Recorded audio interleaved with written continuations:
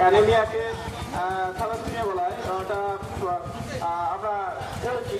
তো সেই জায়গায় দাঁড়িয়ে 1925 সালে এই রোগটাকে প্রথম দেখা যায় বা এটা ডিটেক্ট করা হয়েছিল।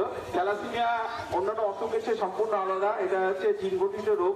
ত্রুটিপূর্ণ জিনের মিলনের ফলে দুজন বাহকের মধ্য দিয়ে, বাবা এবং মায়ের মধ্য দিয়ে নবজাতকের মধ্যে ট্রান্সফার হয়, সেটা থ্যালাসেমিয়া। আর এটা এই রোগের হাত থেকে বাঁচার একটাই রাস্তা হচ্ছে, সেটা হচ্ছে সচেতনতা। বা থ্যালাসেমিয়া পরীক্ষা করে দুজন ক্যারিয়ারের মধ্যে বিবাহ বন্ধনকে এড়িয়ে চলা, তাহলে আমরা থ্যালাসেমিয়াকে ডিটেক্ট করতে পারি। আর একটা ভাবে আমি থ্যালাসেমিয়াকে আমরা কন্ট্রোল করতে পারি। আরেকভাবে এটাকে কন্ট্রোল করা যায়, সেটা হচ্ছে সেমিনার, আলাপ আলোচনা, কথাবার্তার মধ্যে দিয়ে, স্কুল প্রোগ্রামের মধ্য দিয়ে, পঞ্চায়েত লেভেলে, অ্যাওয়ারনেস লেভেলের মধ্য দিয়ে তাকে আমরা সচেতন করতে পারি। প্রত্যেক জেলায় জেলায় থ্যালাসেমিয়া ইউনিট আছে। সেই ইউনিট প্রত্যেকটা শিশু বাচ্চা স্কুলে যায়, যারা প্রত্যেকে থ্যালাসেমিয়া ডিটেক্ট করতে হবে। যদি কেউ কেরিয়ার হয়ে যায় এবং তার বিয়ে দেওয়ার সময় আমাদের মাথায় রাখতে হবে তার সঙ্গে যেন কেরিয়ার মানে কোনো মেয়ে বা ছেলে বিয়ে না হয়, তাহলে কিন্তু থ্যালাসেমিয়াকে আটকাতে যে পারবো। যদি কোনো কারণে যদি দুজন কেরিয়ারে বিয়ে হয়ে যায়, তাদের যে বাচ্চা হবে, তাদের বাচ্চাকে মাসে মাসে রক্ত দিতে হবে, তার 70% চান্স, 25% রক্ত দেওয়াতে হবে। এই যে ব্যাপারগুলো আমরা দেখি, এগুলোকে আটকাতে হবে। বিশ্ব থ্যালাসেমিয়া দিবসে একটাই বার্তা, আপনারা থ্যালাসেমিয়ার বিষয়ে আলোচনা করুন। থ্যালাসেমিয়া রোগী কি, কিভাবে এই রোগটার হাত থেকে আমরা সমাজকে বাঁচাবো।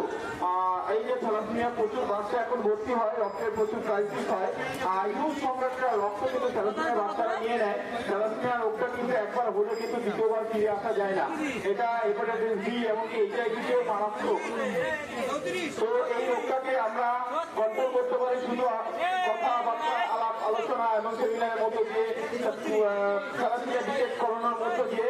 তাই আপনারা আসুন, এই প্রোগ্রামটাকে আরো সুদূর প্রসারিত করুন। সারা রাজ্যে আজকে দিনে রক্তদান শিবির হচ্ছে, থ্যালাসেমিয়া ডিটেকশন ক্যাম্প হচ্ছে, একটা ভালো পরিবেশে তৈরি হবে বিভিন্ন জায়গায়। আজকে কিন্তু হচ্ছে, কারণ রক্তদানের সাথে যে থ্যালাসেমিয়ার একটা লিঙ্কেজ আছে। কারণ থ্যালাসেমিয়াকে যদি আমরা কমাতে না পারি, নিচে না আনতে পারি, ব্লাডে কিন্তু রক্ত থাকবে না।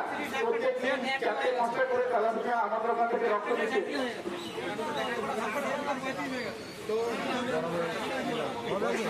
তো আমরা আলোচনা দীর্ঘায়িত করবো না, আর আমাদের খুব শেষের দিকে চলে এসেছি।